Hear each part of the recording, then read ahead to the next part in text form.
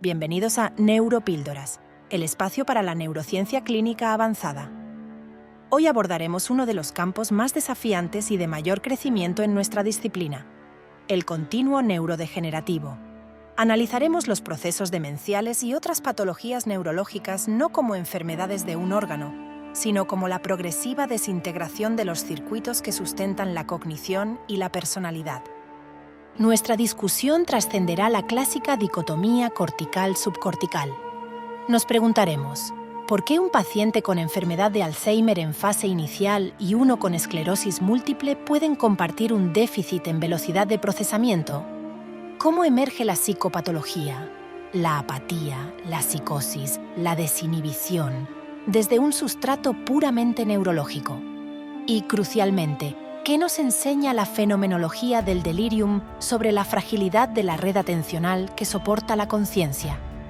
Esta píldora es un viaje a la disolución de la mente, un análisis de cómo la patología neurológica deconstruye, capa por capa, la arquitectura de la cognición humana.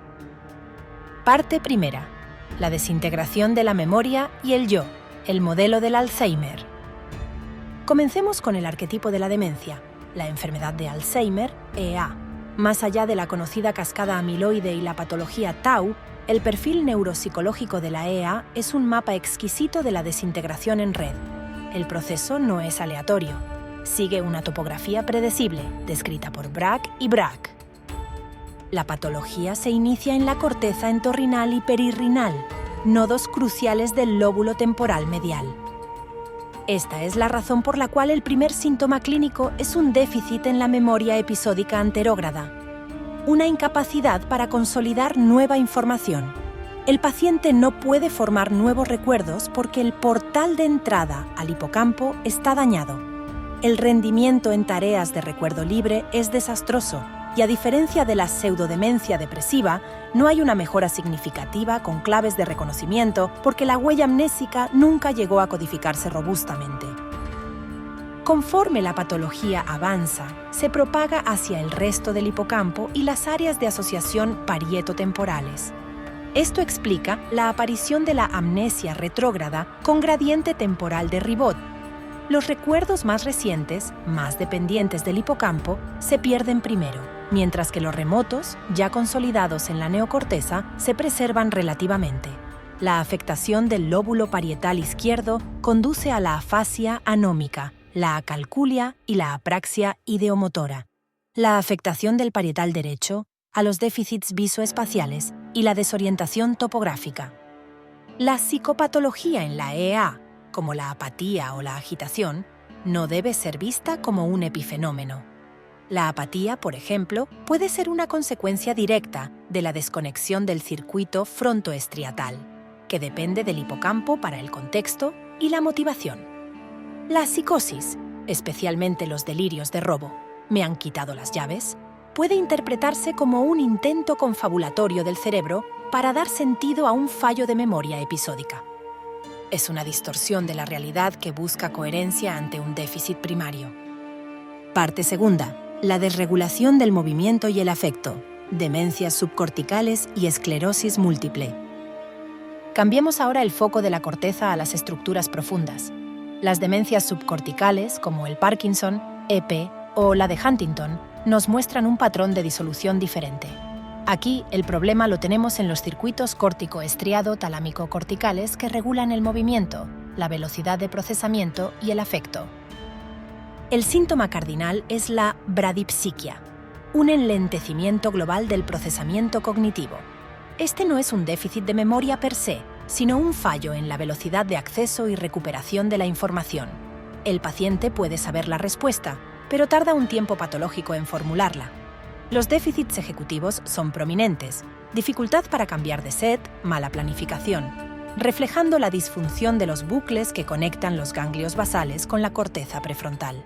La apatía y la depresión son extremadamente frecuentes en la EP, no como una reacción psicológica a la enfermedad, sino como una consecuencia neurobiológica directa de la depleción dopaminérgica en el estriado ventral, un nodo clave del sistema de recompensa. La esclerosis múltiple, EM, nos ofrece un modelo aún más complejo de patología de la sustancia blanca. es una enfermedad de desconexión. Las placas de desmielinización interrumpen la comunicación eficiente entre áreas cerebrales. El perfil cognitivo resultante es heterogéneo, pero el déficit más común y temprano es, de nuevo, la ralentización de la velocidad de procesamiento de la información. Una tarea que requiere la coordinación de múltiples áreas, atención, memoria de trabajo, función visual, se ve perjudicada no porque las áreas estén destruidas, sino porque la autopista que las conecta está llena de baches. Los déficits en memoria episódica en la EM suelen ser un problema de recuperación, no de codificación, como demuestra la mejora con claves, a diferencia de la EA avanzada. Parte tercera. El colapso agudo de la integración, TCE y el síndrome confusional. Finalmente, pasemos de la degeneración crónica a la disrupción aguda. El traumatismo cráneoencefálico, TCE, y el ictus nos enseñan cómo un evento único puede desmantelar el sistema. En el TCE, el concepto clave es el daño axonal difuso, DAD. Las fuerzas de aceleración, deceleración y rotación provocan un estiramiento y cizallamiento de los axones de la sustancia blanca. Es una desconexión masiva y generalizada. Esto explica por qué el perfil cognitivo post-TCE agudo es a menudo un síndrome disejecutivo global con una marcada ralentización de la velocidad de procesamiento, independientemente de la localización de los hematomas corticales. La amnesia postraumática, APT, no es solo un déficit de memoria.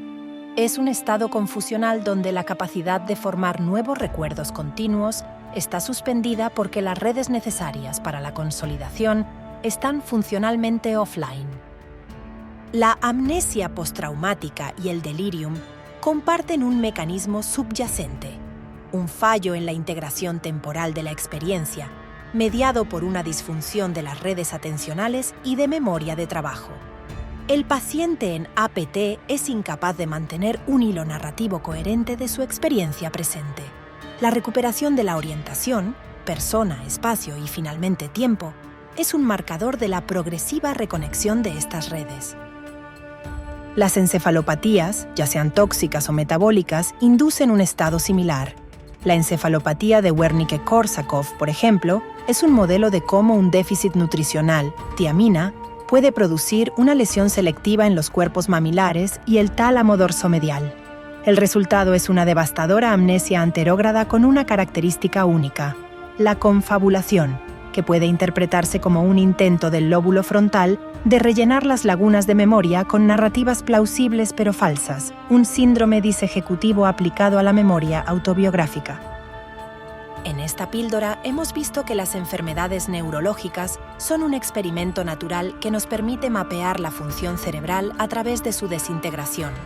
La EA nos enseña la ruta de la memoria desde el lóbulo temporal a la corteza. Las demencias subcorticales revelan la importancia de los ganglios basales para la velocidad del pensamiento. La EM y el TCE nos demuestran que la cognición no reside en las áreas, sino en las conexiones entre ellas. Y el delirium nos recuerda que la conciencia es un estado activo, frágil y dependiente de una compleja red atencional. Como neuropsicólogos, nuestro rol es ser los cartógrafos de esta disolución.